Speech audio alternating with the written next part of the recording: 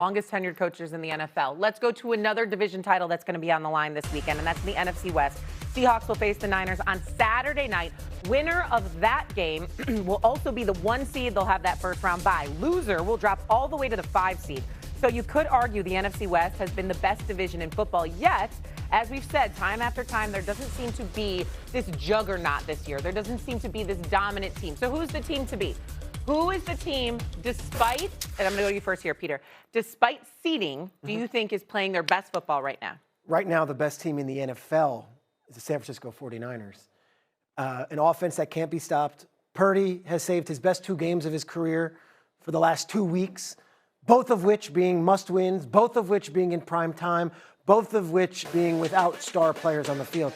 Last week, Brock Purdy didn't have Trent Williams after the first snap, didn't have George Kittle, didn't have Brandon Ayuk, didn't have other multiple offensive linemen, and still said, just put it on me, I've got it. 10 touchdowns the last 2 weeks from Brock Purdy. This offense cannot be stopped, and the defense, as bad as the numbers may look, has made the big play when they needed it. D. Winters gets the pick 6 against the Colts when they needed it to put that game on ice. And then last week, after the Bears move all the way down the field, Robert Saleh dials up the perfect defensive calls on the hook and ladder. And then, of course, the final play of the game. The San Francisco 49ers look like to be the best coach team, the most prepared team, and the team with the best quarterback in all of football right now being Brock Purdy. I would say in the NFC, the San Francisco 49ers are the team I would least like to face in the playoffs. Even though they don't get after the quarterback? Yeah. At all? Yeah. Okay. Yeah, I'm not I understand what Peter's saying, and I'll go quick here so Swagoo can take over. I don't love that defense. The Bears, too easy. Colts, Rivers, too Fair. easy. I don't love that defense, and they could lose this week. I know this sounds crazy, and they're the only 5 seed and lower that, to me, can make a run. I still think, top to bottom, the Rams are the best team. Now, I know Stafford hasn't played well, played badly on Monday night. I get all that. And they were a little flat Monday night. I get all that. And that cost them, obviously, maybe a game against Carolina or Tampa in the first round, going to Philly instead. That's possible. But I still think, top to bottom, I think when they're playing their best football, I still think the Rams are the best team in the NFC. I don't think that's crazy at all. Swagoo, what do you think? I got to agree with Mad Dog and Schrags. To your point, if San Francisco get this win and they play at home all the way throughout the Super Bowl, they become the scariest team to me. But I still have the Rams, man. And I look at 2 games in particular, and it's about what they can be even when they are disastrous. The Atlanta game, they get back into that game with 3 turnovers, have an opportunity to be there at the end. And then you go back a few weeks ago to the Carolina Panthers. Turned the ball over, I believe, 4 times. Matthew Stafford had the fumble at the end of the game, and that still was only a 3-point game. You turn the ball over 3-4 times in the game, you're supposed to get blew out the building. And then you go back to the Philly game earlier this year. That ended on a block kick.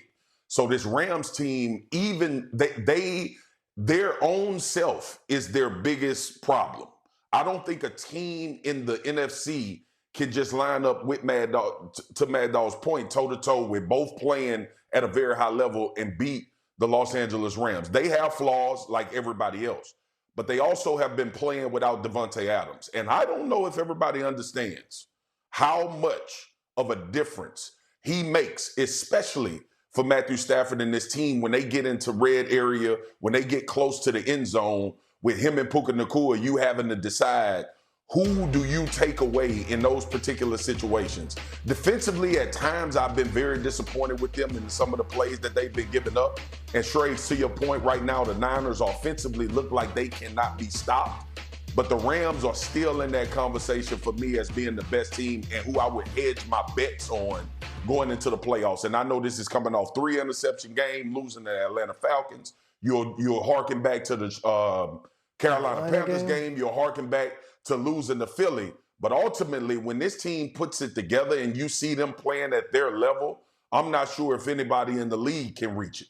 Lost to Mac Jones at home on a Thursday night this season. And we keep on making excuses for the Rams. At some point, you'd like to see them put together a complete effort against one of these good teams. I know that there was a lot of freak things that happened against the Eagles. I know that Kieran Williams fumbles on the 1-yard line. I know that the 2-point conversion was weird in Seattle, and Charbonnet just kind of picks it up and says, oh, I won the division. Like, that shouldn't happen, but yet they do in 3 different games against talented teams in the conference.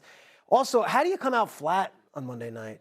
With everything on the line and all the expectations and a primetime game and MVP talk, and how do you come out flat and fall back 21-0 to a team that's been eliminated for a month? To me, in a perfect world, in a vacuum, yes, the Rams, when everyone's working on all cylinders, no, they still have a propensity to not show up. And I know we talk about Davante Adams. That offensive line, Stafford was under duress the entire game from a Falcons pass rush that Mad Dog is not the 76 Steelers. DJ Humphries might have cost them 14 points in this game, the way that the pass rush was coming, and the backup left tackle could not protect. So we're talking about who's playing the best football right now. The Rams had everything on the table, a primetime game where Stafford could say, I'm going to dunk on the league. I'm going to win the MVP. We're going to show everyone we're fine. We can do this. Don't worry about Seattle 10 days ago. And they laid an egg. And guess what? They came all the way back. Kirk Cousins, in the final minute of the game, drove right down the field to win that game on a field goal. So that wasn't like they just blew them out in the second half and came up short. No, they had a chance to stop them and win, and they didn't. So do I believe in the Rams? Of course I believe in the Rams. McVay and Stafford are going to make you believers. That said, in a big spot Monday night, they somehow didn't show up when the rest of us were there ready to be entertained. Well, number one, they did not have everything on the line because once San Francisco and Seattle won over the weekend, they could no longer win the division.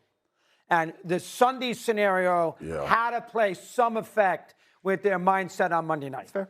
So that would be the first. Second thing, Bijan Robinson was the one who won the game on the last drive. I mean, they just hand the ball. The guy's great. He's the best back in football. I love Henry, but he's Do you the not best believe, back. though, there's a giant gap in going to Philly as opposed to going Yeah, to I Tampa agree. or Carolina? I agree. That's what was on the line. I think that's fair. The other thing is, and Swagoo, I don't know how you feel about this, and I've been on this theme a lot. This is something outside of the realm. They can't put the ball at the 35-yard line. There is no credibility with these last-second drives. I mean, you kick the ball to the 35-yard line, you make one 15-yard play, and a guy makes a 65-yard field goal. The kickers are too good to give the offense that kind of advantage at the 35-yard line. It's driving me crazy. I mean, the Falcons did nothing on that last drive, and he makes a 53-yard field goal like he's asleep. Drives me nuts. So to me, it's almost, that's why you see all these coaches trying to make this last play of the game, when they have the ball because they know it's so easy to score. The Rams almost scored when they got the ball back with 21 seconds. Nakua makes that catch, or Xavier Smith. They got to change the rule. It's Swagoo, this is ridiculous. With the ball at the 35-yard line. I can't stand it. I agree with you, Mad Dog. I played defense in the NFL. I 100% agree with you. Go ahead, Shay. I know we got to get to a break. We do. The only thing I will say, and maybe you could add to this quickly, Davante Adams not put on IR. I know he's dealing, I believe, with a hamstring injury. We would assume he'd be back for the postseason. Well, we saw him working out before the game. Swagoo was there as well. He was doing the drills. He looked like he's trying to get back. So we hope to see Davante Adams in the playoffs at the very least. Which would make a huge difference, obviously, for the Rams. But to your point, Peter Schrager, the bar was set high with the Rams. We feel like maybe right now they're playing their worst football, and that's the problem. Again, they set the bar high, but we'll see if they get a little help with Davante Adams coming back.